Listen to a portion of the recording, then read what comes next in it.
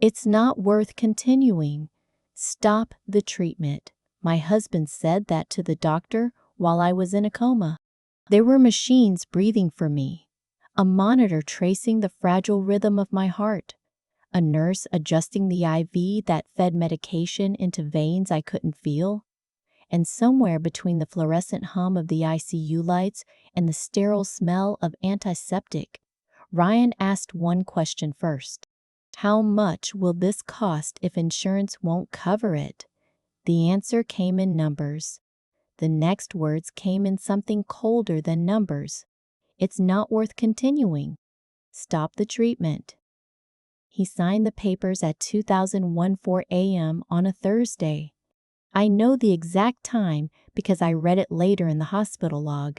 When I woke up 3 weeks later, nothing was the same anymore.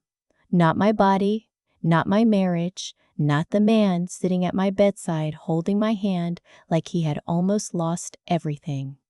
And definitely not me. My name is Claire Lawson. I'm 44 years old. I manage financial operations for a mid-sized logistics firm outside Portland, Oregon. I've built reporting systems, audit frameworks, vendor compliance structures, things that hold together because someone paid attention to the details. For 18 years, I believed my marriage was one of those things. Ryan and I met when we were 26. He had an easy confidence that filled rooms and a way of making strangers feel immediately at ease. He worked in commercial real estate back then, property deals, client dinners, handshakes at the right moments. He believed in momentum, in positioning. I believed in precision. We bought our first house when we were 33. 2 stories, cream siding, a Japanese maple in the front yard that turned deep red every October. We never had children. That was a quiet grief we carried separately. But we had dinner parties with colleagues, holidays with my parents, Saturday mornings with coffee on the back porch. From the outside, we looked solid. Inside, something had been shifting for years. It didn't happen all at once. It never does. It started with small sentences. You don't need to see this. I'll handle the paperwork. Trust me, Claire. I'm better with this stuff. It's easier if I manage the accounts. I didn't argue. I worked long hours. I came home tired. If Ryan wanted to handle the details, I let him. I told myself that was partnership, but over time, I noticed something subtle. Every conversation about money carried a tone. When my prescription costs increased after a medication adjustment, he exhaled sharply. When my annual physical led to additional imaging, just precautionary, the doctor said. He tapped his fingers against the kitchen counter and asked, "Is this really necessary?" It wasn't the words. It was the weight behind them. Like I was becoming an expense. Like I was a line item.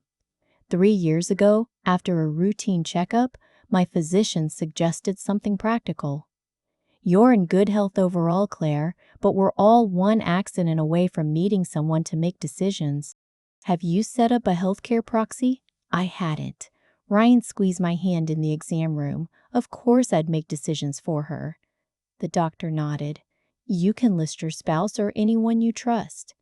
Anyone you trust. The phrase stayed with me longer than it should have. I thought about Diane Marsh that night.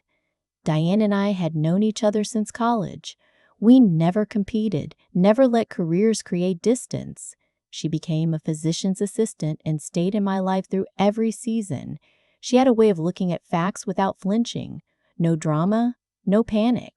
When I filled out the proxy form at the clinic a week later, I listed Diane. I didn't tell Ryan. Not because I was planning something, but because I knew deep down that Ryan made decisions financially before medically. It felt like insurance. I filed the copy in my desk drawer at work. The clinic kept theirs, and life moved on until the night everything stopped. It was a Tuesday in February. I remember the rain hitting the windshield on my drive home from a late meeting. I remember a sudden pressure behind my eyes, then a strange heaviness spreading across my right side. I pulled into a gas station parking lot because something felt deeply wrong. The next memory I have is light, too bright, voices layered over each other. Then nothing. They told me later it was a hemorrhagic stroke. Sudden, severe. My blood pressure had spiked high enough to rupture a small vessel, the kind of event that changes everything in minutes. By midnight, I was in surgery. By 2 in the morning, I was in the ICU, unresponsive. At 2140 a.m., Ryan signed a directive declining further aggressive intervention if my condition worsened. It's not worth continuing. Those words were documented by the attending nurse, Nora Castillo, in a note she never expected anyone but hospital administration to read. Ryan didn't visit my room before speaking to billing. He asked about out-of-pocket maximums.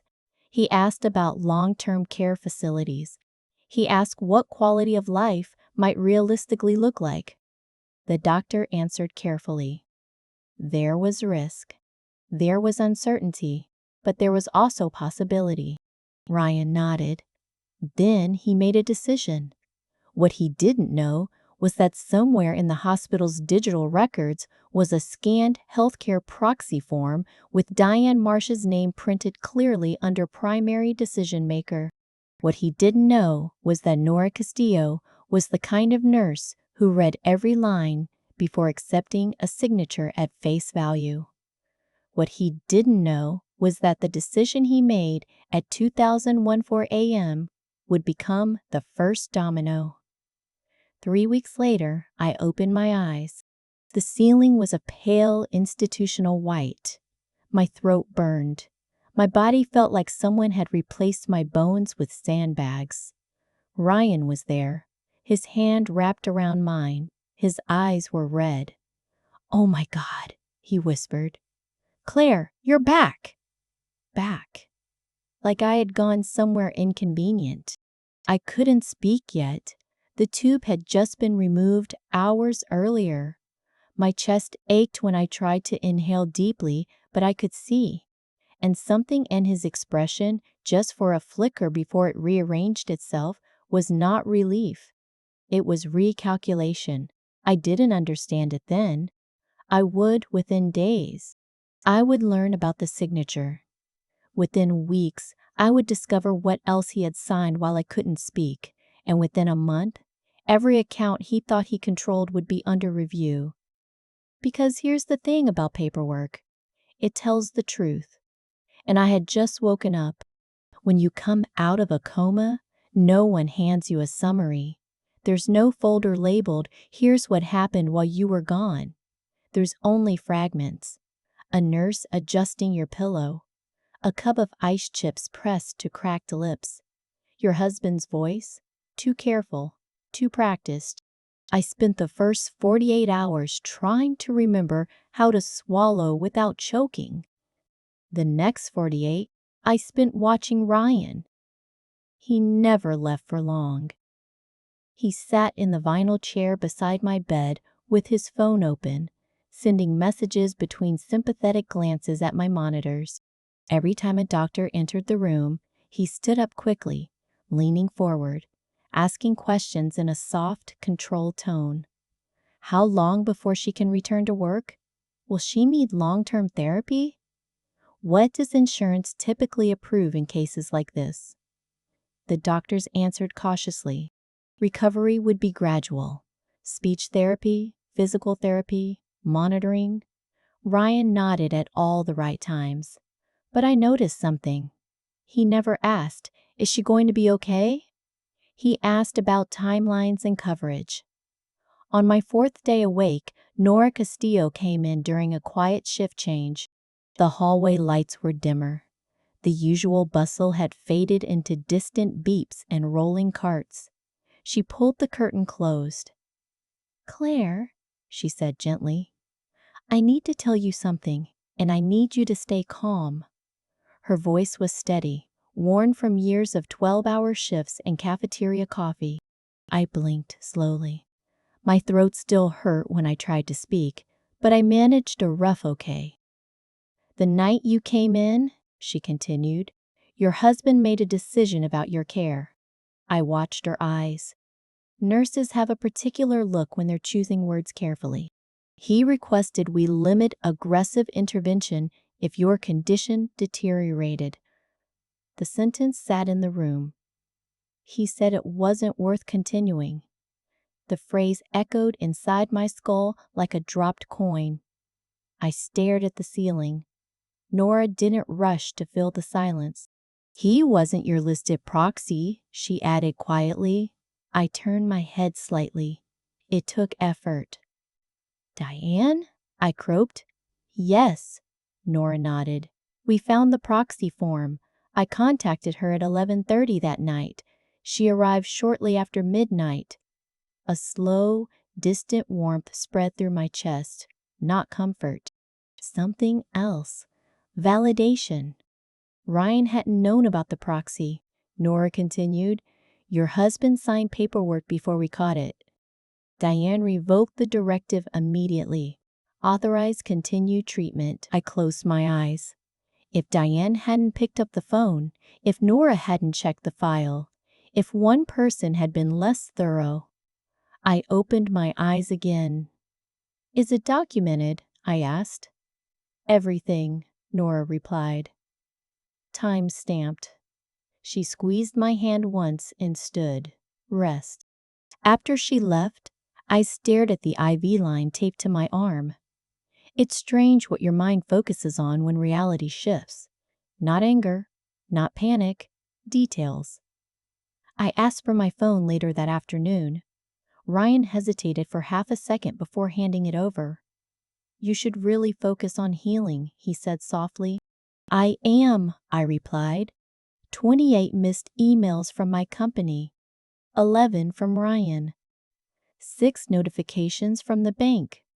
That caught my attention. I opened the banking app. Password incorrect. I tried again. Incorrect. "Ryan," I said, keeping my voice neutral. "Did we change the login?" He didn't look up from his phone. "Oh, yeah." After everything happened, I consolidated some accounts. It was just easier. Consolidated. The word felt administrative. Responsible. "Easier how?" She sighed lightly. "Claire, you were in a coma. I had to think about long-term expenses, mortgage, utilities, medical bills. I moved some things into my primary account so nothing would lapse." "Moved what?" He exhaled. "Our savings." And I updated some beneficiary information on a few policies. Beneficiary information. I felt something cold slide down my spine. "You changed my policies." "It's standard," he said quickly. "Spouses update things during emergencies all the time." "Without asking me." "You weren't exactly available." The room was quiet except for the slow beep of my heart monitor. I watched his face carefully. The Ryan I married used to sit across from me at the kitchen table and talk through every decision. Now he was explaining things after the fact. That night after he left, I called Diane. She answered on the second ring. "Claire." There was no dramatic pause, just relief. "You saved me," I said. She exhaled slowly. "Nora saved you." "I just drove." We spoke quietly while the hallway lights dimmed. "Did Ryan seem—" I searched for the word. "Upset?" Diane paused. She seemed practical. The word stung more than if she'd said cruel. "He asked a surgeon about projected lifetime care costs before he asked about neurological outcomes." I closed my eyes. "Claire," Diane added carefully, "I need to tell you something else." "Okay." 2 weeks into your coma, I received an automated notification from the insurance company. Your life insurance beneficiary had been updated. My chest tightened. To Ryan? I asked. It was already Ryan. It was changed to a new trust account I'd never heard of. What trust? I don't know. But the change was filed electronically with a digital signature. A digital signature. I thought about the bank app login failing. I thought about passwords, access. You think he signed as me? I think someone did, Diane said carefully. Silence filled the line. Do you want me to dig? She asked. Yes. There was no hesitation in my voice now. Yes, I want to know everything. After we hung up, I lay back against the pillow and stared at the ceiling again. I didn't feel rage. I felt clarity. There's a moment when the story you've been telling yourself about your life fractures. When the person beside you shifts from partner to variable. Ryan had always valued security, positioning, control. Maybe in his mind he was preparing for a future without me. Maybe he had already stepped into it. But he had made one mistake. He assumed I wouldn't wake up. And now I had. The next morning, when Ryan walked into my room with coffee in his hand and that careful softness in his voice, I smiled at him. Not warmly, not coldly, just neutrally. Because while he thought he had been managing the fallout of my illness, I had begun managing something else entirely. Paper trails. And paper trails don't care about performance. They care about signatures, and I intended to read every one of them. Before the stroke, before the ICU lights, before my husband signed anything at 2001 4 a.m., there was Margaret Holt. Margaret was 70 when I met her, and I was 30, fresh into my senior role at the firm. She had built half the compliance infrastructure we operated under, not with inherited authority, but with discipline.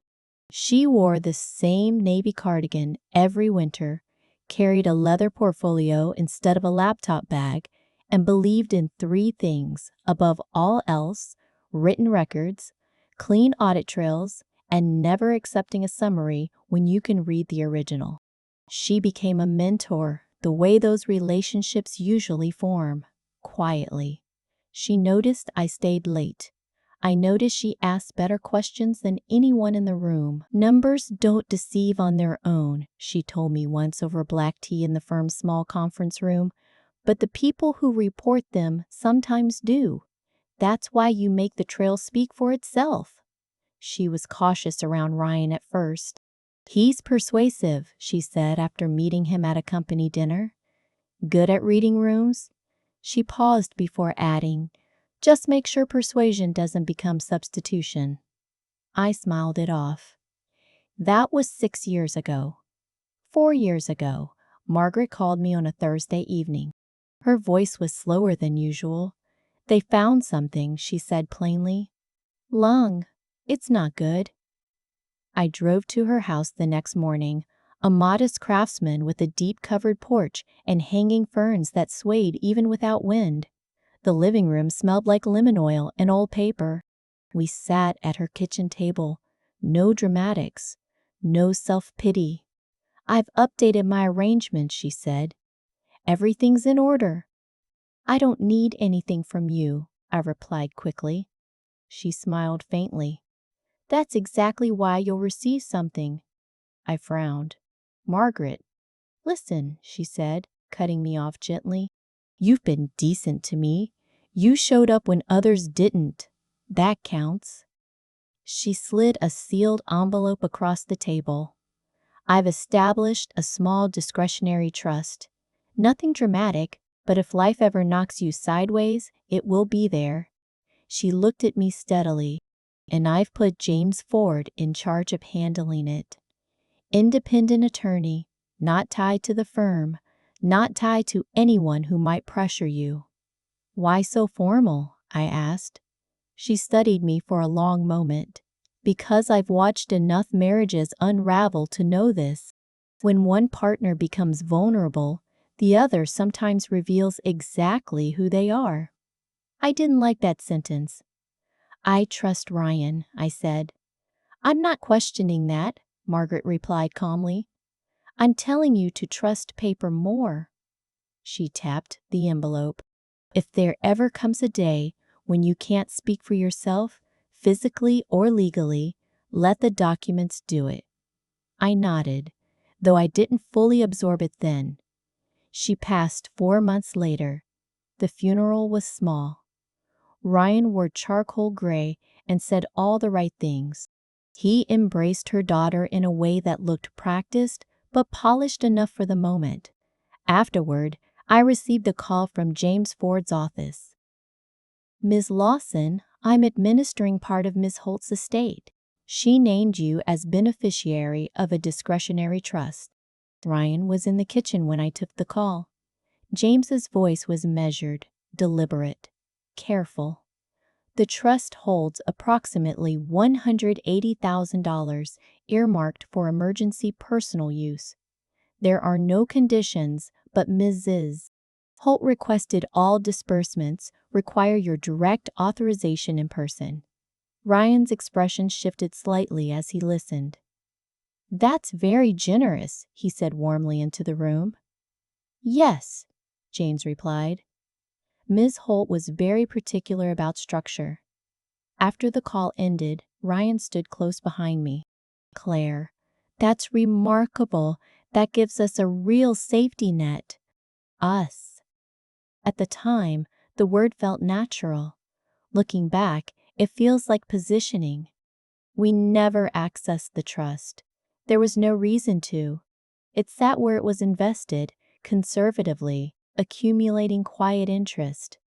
Then I had the stroke.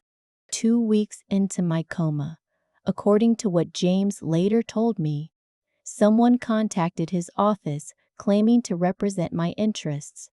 They said I was incapacitated. They requested preliminary access to trust documentation. The caller identified himself as my husband. He sounded confident, James said when I spoke to him from my hospital bed weeks later. Organized. Did you give him anything? I asked. No, he replied. The trust requires your in-person authorization. I informed him of that. Did he push? A little. What did he say? James paused. He said he needed to prepare for worst-case scenarios. I let that sentence settle. Worst-case scenarios. 3 weeks earlier, at 2001 Ford AM, Ryan had said it's not worth continuing. Worst case for whom? James continued. He also asked about beneficiary contingencies. My throat tightened. What contingencies?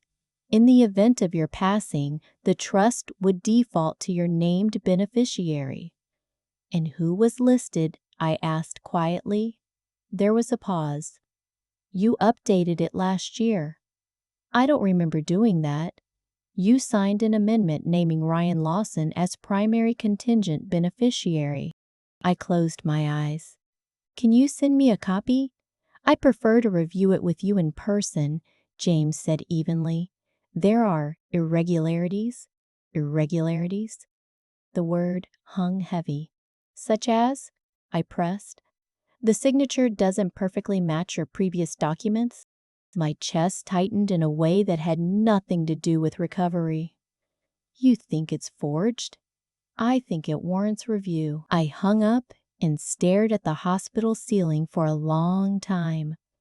Margaret's voice echoed in my memory. When one partner becomes vulnerable, the other sometimes reveals exactly who they are. I thought about the bank login, the beneficiary changes, the quiet consolidation of accounts. Ryan hadn't just prepared for my recovery. He had prepared for my absence. And somewhere in a file cabinet or digital archive was a document that either protected me or betrayed me. The next step wasn't confrontation. It was confirmation, because Margaret had been right. When you can't speak, paper speaks for you. And I intended to hear exactly what mine was saying. The strange thing about betrayal is that it rarely feels explosive at first. It feels administrative. By the time I was moved out of the ICU and into a step-down room, I could sit upright without the room spinning. My right side still felt heavier than it should. My words came slower than before, but my mind was clear enough to notice patterns. Ryan brought in my laptop on my 6th day awake. "You'll get restless," he said gently, placing it on the overbed tray. "Maybe check emails. Ease back in." He had already logged me in. That detail didn't escape me. The browser history was open. Tabs for the insurance portal, 2 separate bank dashboards, a document management site I recognized from James's firm. I closed the screen without comment. Later that afternoon, Nora returned. She shut the door quietly behind her and pulled the rolling stool close to my bed. "There's more," she said. My pulse ticked up on the monitor. "The directive your husband signed wasn't just about aggressive intervention," she continued. "It also included a preliminary request for a long-term comfort care consultation." I frowned. "That's hospice." "Yes." I stared at her. "At 2014 a.m., she said softly, "he signed paperwork indicating that if neurological recovery appeared limited, he would not pursue extended rehabilitation." But it wasn't limited.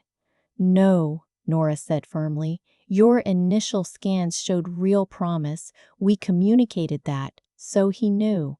"Yes." The room felt smaller suddenly. Nora folded her hands in her lap. "Claire, I'm not here to judge your marriage. I'm here because when a patient has a proxy on file and the spouse attempts to override it without disclosure, that matters." "Was he trying to override it?" I asked. "He didn't disclose it existed," she said. The distinction landed hard.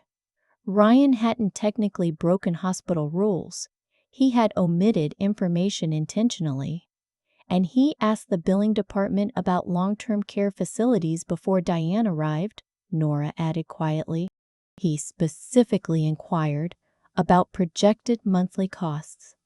I let out a slow breath. There it was again. Cost. Line items. What would have happened, I asked slowly, if Diane hadn't been reachable? Nora didn't answer immediately. "We would have followed the directive on file." I nodded once. The simplicity of it chilled me more than any raised voice could have. Paperwork, signatures, timestamps. That night, after Ryan left with a kiss pressed carefully to my forehead, I reopened my laptop. The bank account login had been updated, but my email still allowed password recovery access. I reset the credentials. 3 savings transfers totaling $54,000 had moved into an account I didn't recognize. The account name, RL Cole Holdings. Not our joint account, not our mortgage account. A separate LLC. I opened the insurance portal next. The beneficiary on my primary life insurance policy had been changed from Ryan individually to RL Cole Holdings, LLC. I stared at the screen.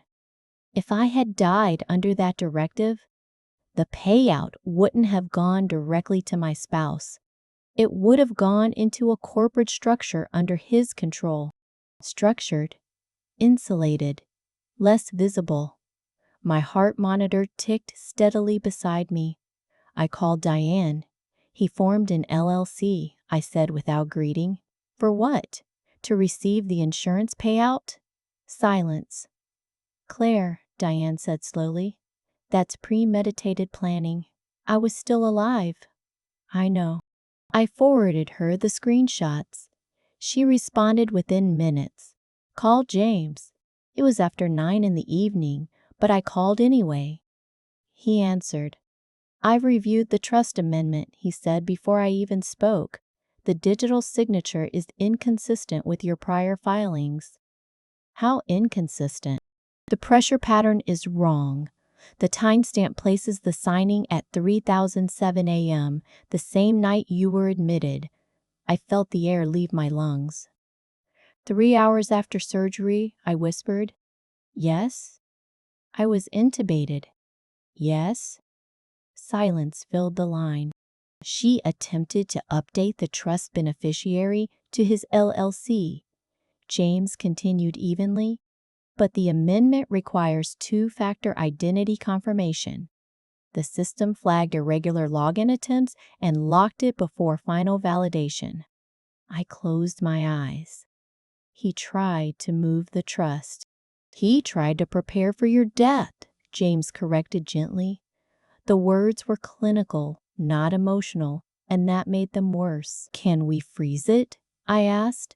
It was never fully altered, but yes, I've already placed a temporary administrative hold pending review. I thought about the hospital room, the vinyl chair, the man who had sat beside me whispering, "You scared me." You need to understand something, James added carefully. Attempted beneficiary fraud combined with financial consolidation while the primary account holder is incapacitated is legally significant. Is it criminal? It depends on intent and documentation, but it is actionable. Actionable. I felt something inside me settle. Not anger. Resolve. Ryan returned the next morning with a coffee and a warm smile. You look better, he said. I am, I replied evenly. He adjusted the blanket at my waist. I've been thinking, he said softly. Once you're discharged, maybe we simplify things. Transfer most of the accounts under my management permanently. It's just safer. Safer? For whom? I asked. He paused. For us. I held his gaze. I'd like to review everything myself first. His smile flickered. Of course, he said lightly. When you're stronger.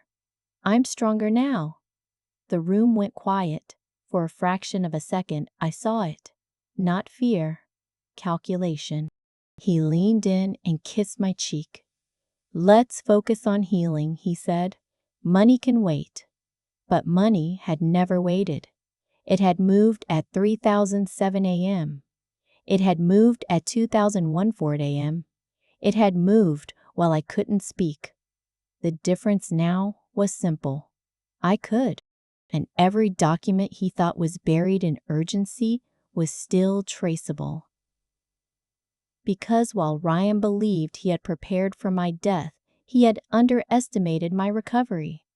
And he had underestimated the permanence of digital footprints.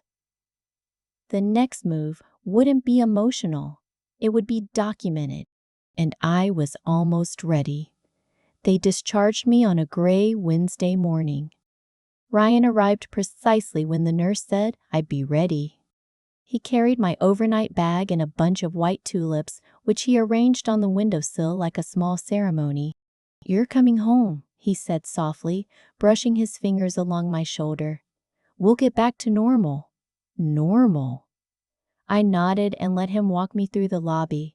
The sliding glass doors opened to cool spring air. For a moment, the sunlight felt almost disorienting. 3 weeks inside under fluorescent lighting changes the way you see color. The sky looked too blue, the parking lot too sharp. Ryan drove. He talked the entire way home about neighbors who had dropped off meals, about how frightening it had been to wait alone in those hospital corridors, about how he had barely slept. He never mentioned 2014 a.m. He never mentioned the LLC. He never mentioned the attempted trust amendment. When we pulled into the driveway, the Japanese maple in the front yard had already begun dropping new spring growth. The house looked the same. It wasn't. Inside, I noticed subtle differences. My home office desk was cleared of my usual layered paperwork. The filing cabinet, always slightly tilted, had been straightened. Too straight. I reorganized, Ryan said lightly when he saw me looking. While you were gone, it felt productive. I smiled faintly. Productive. That afternoon, he insisted I rest. He went to pick up my prescriptions, leaving me alone in the house for the first time since the stroke. I didn't lie down. I walked slowly to the office. My balance wasn't perfect yet. My right side still lagged slightly, but I moved carefully, gripping the edge of the desk as needed. The filing cabinet was locked. Ryan had never locked it before. I found the spare key taped inside the back panel of the bottom drawer, a habit I'd started years ago. Inside were 3 folders labeled in his handwriting: estate, insurance, and operations. I pulled estate first. The trust amendment sat neatly clipped on top, my name typed cleanly at the signature line. Below it, an electronic signature. My signature? Except it wasn't. The C curved slightly too sharply. The loop on the L was too tight. Anyone glancing quickly might not notice. But I had signed my name thousands of times on audit reports and compliance filings. This wasn't mine. Behind it was the LLC registration paperwork. RL Cole Holdings, LLC, registered 2 weeks into my coma. Purpose listed as financial management and asset structuring. Asset structuring. I sat down slowly in the desk chair. The timing aligned perfectly. 2001 4 a.m. Directive signed. 3007 a.m. Trust amendment attempted. 2 weeks later, LLC established. If the directive had held, if Diane hadn't intervened, within days, Ryan would have controlled my life insurance payout, Margaret's trust funds, our consolidated savings, and the house, which was solely in my name. I closed the folder carefully and returned it exactly as I found it. No confrontation. Not yet. Instead, I called James. I have the documents, I said quietly. And? He asked. It's forged. I assumed as much. What's the next step? First, we preserve evidence. Do not remove or alter anything. I'll file a formal notice of disputed amendment with the trust administrator. Second, we alert the insurance carrier's fraud department. The LLC formation will require a separate review. If it was established with intent to redirect assets under false pretenses, it becomes legally significant. Criminal? I asked. Potentially. The word felt heavy, not because I wanted Ryan arrested, but because I wanted clarity. After we ended the call, I contacted the insurance carrier directly. I kept my voice steady. This is Claire Lawson. I'd like to verify recent beneficiary changes on my policy. The representative placed me on hold. When she returned, her tone shifted. Ms. Lawson, I see a pending update to an LLC entity filed during your hospitalization. However, it is currently flagged for identity verification. I did not authorize that change, I said clearly. I'll document that immediately, she replied. Within minutes, I received an email confirming the beneficiary status was frozen pending investigation. One piece secured. Next, I logged into the bank's fraud portal. The transfers into RL Cole Holdings were still visible in transaction history. The account itself required separate login credentials which Ryan controlled, but the transfers originated from our joint savings. I flagged each transaction as unauthorized. The automated system acknowledged receipt. I then contacted the bank's fraud department and requested a formal review based on incapacitation at the time of transfer. The representative's voice sharpened. Ms. Lawson, were you medically incapacitated during these transfers? Yes. Do you have documentation? I do. We will temporarily freeze the receiving account pending investigation. Freeze. I leaned back in the chair. That word mattered. Because for weeks Ryan had been moving pieces across the board, assuming I was gone. Now the board had stopped. I returned to the bedroom before he came home. When Ryan walked in carrying the prescription bag, he smiled. "You're up. That's progress." "I made a few calls," I said calmly. He paused slightly. "What kind of calls?" "Insurance, the bank, James." His expression changed almost imperceptibly. "Why?" he asked lightly. "I wanted to understand our finances." "We talked about this," he replied, setting the bag down carefully. "You're not ready to handle stress." "I'm ready to handle my own name," I said quietly. Silence filled the kitchen. "You don't trust me?" he asked. It wasn't accusation. It was strategy. "I'm verifying," I said evenly. His jaw tightened slightly. "That's insulting." "No," I replied. "It's responsible." He studied me for a long moment. "You were unconscious," he said softly. "I did what I thought was necessary." "For whose benefit?" I asked. "Ours," he said. I repeated the word back to him. He didn't answer. Later that night, after he went to bed, my phone buzzed. An email from the bank. Subject: Account freeze confirmation. R.L. Cole Holdings, LLC. Temporary suspension of access pending fraud review. I stared at the screen in the dark bedroom. Ryan shifted beside me in his sleep. He didn't know yet, but by morning he would. And for the first time since the stroke, I felt something close to control. Not vengeance, not triumph, control. Because paper trails don't argue. They don't cry. They don't perform. They simply record. And Ryan had left a very clear record. The next step wouldn't happen in our kitchen. It would happen somewhere public. Somewhere he felt secure.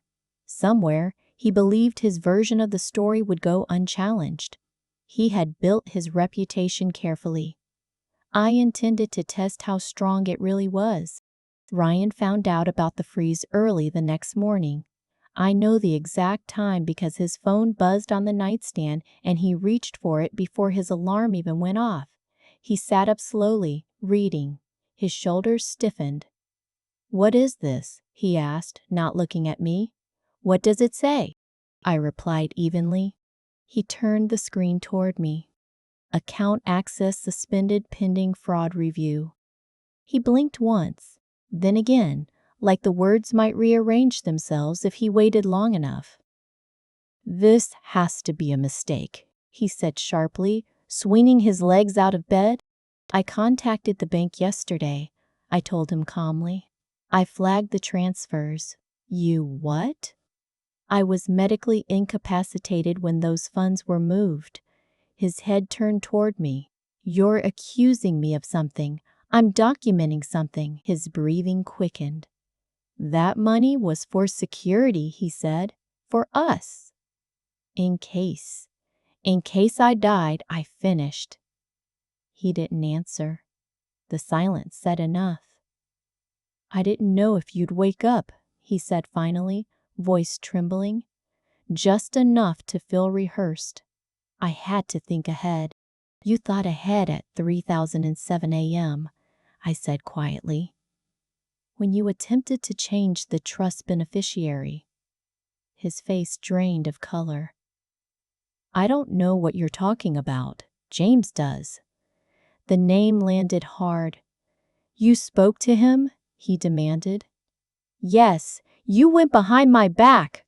"No," I replied. "I went to the attorney assigned to a trust in my name."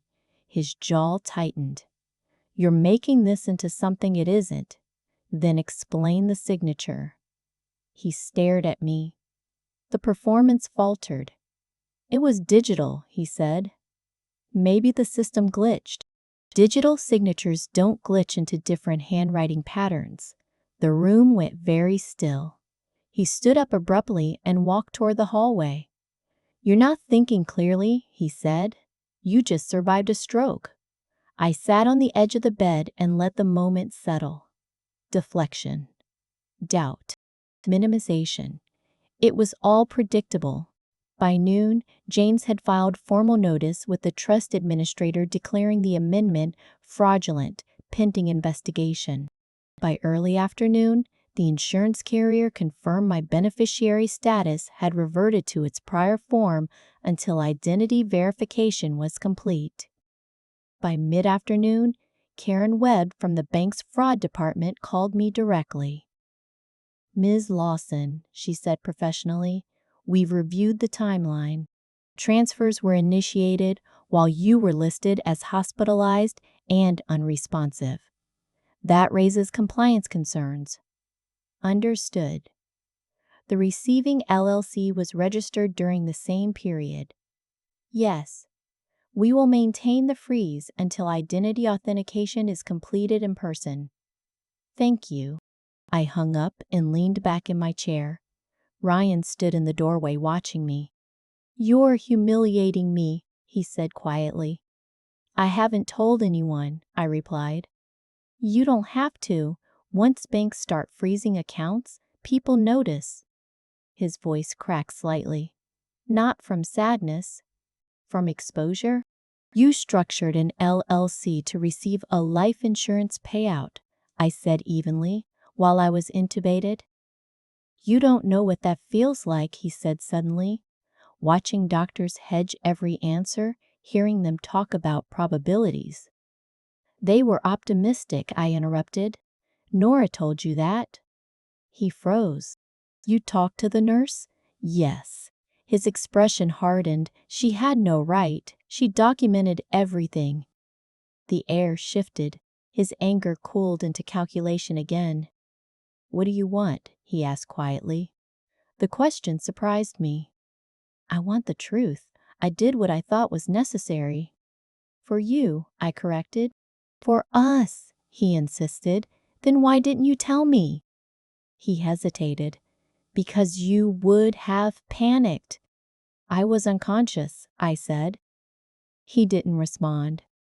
The next move required precision. Ryan had built his public profile carefully over many years. Industry association memberships, client appreciation events, a seat on the advisory board for a regional business ethics council. He was scheduled to attend their annual Spring Awards dinner in 6 days. 80 attendees, colleagues, partners, press coverage from the business section of the local paper. He would sit at the head table and accept recognition for integrity in business leadership. I called James that evening. "I want everything documented by Saturday," I said. "It will be," he replied. "And I want you present." He paused. "At the event?" "Yes." "Claire," he said carefully, "are you certain that's the approach?" "He operates in controlled environments," I replied. "I'm choosing one." There was a long silence. "Understood," James said finally. "I'll bring copies of every filing." I ended the call and sat quietly in the darkened office. Ryan believed I would confront him privately. Argue. Threaten divorce. Break down. Instead, I was organizing the same way I'd managed audit trails and compliance frameworks for 18 years, because this wasn't about revenge. It was about record. And once a record exists, it changes perception permanently. Ryan entered the office doorway. "You're still planning to attend Saturday?" he asked. "Yes, you'll be exhausted. I'll manage." He studied me carefully. "You don't have to make a scene. I'm not planning a scene." "What are you planning?" I looked at him steadily. Clarity. His eyes narrowed slightly. "You're going to embarrass me. I'm going to speak." He held my gaze for several long seconds. Then he turned and walked away without another word. 6 days earlier, He had believed my life was nearing its end. Now the structure he had built in anticipation of that end was under review, frozen, examined, and soon exposed. Because here's the thing about control. It works best in silence. And silence was no longer available to him. Saturday would not be dramatic. It would be measured, documented, and final. And for the first time since 2001 4 a.m., I felt entirely awake. The banquet hall at the Meridian Club smelled like polished oak and expensive cologne. Round tables draped in ivory linen filled the room. Crystal water glasses caught the pendant light. A banner near the stage read, "Integrity in Business, Annual Leadership Honors." Ryan had been nominated for this recognition by his firm's managing partner. He stood near the entrance when I arrived. Charcoal suit fitted precisely, cufflinks glinting, working the room with the practiced ease I had once found charming. He smiled at colleagues, nodded at clients, touched shoulders when he laughed. He looked composed. I moved slower than usual. My gait still carried the faint stiffness of recovery, but I walked without assistance. A few familiar faces greeted me warmly. "Claire, we're so relieved you're recovering. So good to see you here." Ryan spotted me from across the room. His smile didn't fade, but it tightened. "You made it," he said as I approached. I said I would. He leaned closer, lowering his voice. "Let's not do this here." "Do what?" I asked calmly. "Whatever you think you're about to do." I held his gaze. "I'm here to listen." He studied my face, searching for something. Anger, volatility, uncertainty. He didn't find it. At 7:45, the lights dimmed slightly and the program began. A short video played showcasing client testimonials about ethical leadership. Applause followed. Then the MC introduced Ryan as the evening's honoree. He stepped to the podium. He adjusted the microphone. His voice carried clearly. "Good evening. Thank you for this recognition. Integrity isn't a performance. It's a practice." The irony settled into my chest like a stone. He spoke about accountability, about fiduciary responsibility, about making difficult decisions in high-pressure moments with honesty at the center. "And sometimes," he said with quiet gravity, "we are called to make difficult choices for those we love, even when they cannot speak for themselves." My pulse remained steady. At 8 o'clock precisely, he concluded his remarks to warm applause. The MC returned to the podium to introduce the next portion of the program. Ryan stepped to the side. I stood. The movement drew immediate attention. Many of these people had received updates about my hospitalization through Ryan. Now I was upright. I walked toward the stage. Ryan's eyes followed me. "Claire," he said under his breath as I passed. "Don't." I stepped beside the podium. "I won't take long," I said into the microphone. The room quieted. "I want to thank everyone for the kind messages during my hospitalization." Polite nods. Soft smiles. "There's something I'd like to clarify. Not as a wife, not as a patient, but as someone whose medical and financial decisions were made recently without my knowledge." Ryan stood very still. "I was unconscious for 3 weeks," I continued evenly. "During that time, certain directives were signed regarding my care, and certain financial structures were established in anticipation of my death." A ripple moved through the room. I didn't raise my voice. "I want to be clear about one thing. My healthcare proxy was not my husband. It was filed years ago with someone else. That fact was not disclosed the night a directive limiting my treatment was signed." Murmurs. Ryan stepped forward slightly. "Claire," he said quietly, "this isn't the place." "I'll be finished in a moment," I replied calmly. I turned slightly toward the room. Additionally, during my hospitalization, a limited liability company was registered to receive potential life insurance benefits. A trust amendment was attempted at 3:07 a.m. while I was intubated. The room fell silent, not uncomfortable, stunned. Right on cue, James Ford entered from the side entrance. He didn't hurry. He walked steadily toward the stage carrying a slim leather briefcase. I nodded toward him. "This is James Ford, the independent attorney overseeing a trust established by my late mentor." James stepped beside me. "Good evening," he said calmly. "All statements made are documented in filed records currently under review by the appropriate institutions." Ryan's color had gone. "This is absurd," he said, turning toward the room. "She's been through a trauma. She's still recovering." James opened the briefcase and removed a thin folder. "Digital signature analysis and banking compliance reviews have already been initiated," he stated evenly. "The receiving account associated with RL Coal Holdings, LLC, is presently frozen pending investigation." A quiet sound rose from somewhere near the center tables. Ryan's breath caught audibly. "This is a private matter," he insisted. "It became public when directives were signed without disclosure," I replied softly. "I didn't accuse. I didn't insult. I simply presented facts." Ryan looked around the room. These were his colleagues, his partners, his carefully constructed professional network. They weren't looking at him with admiration now. They were looking with caution. I turned back to the microphone. "I'm not here to embarrass anyone," I said calmly. "I'm here to state that I am alive, that I did not authorize those financial or trust amendments, and that documentation matters." I stepped back. James closed the folder. The MC stood frozen near the curtain.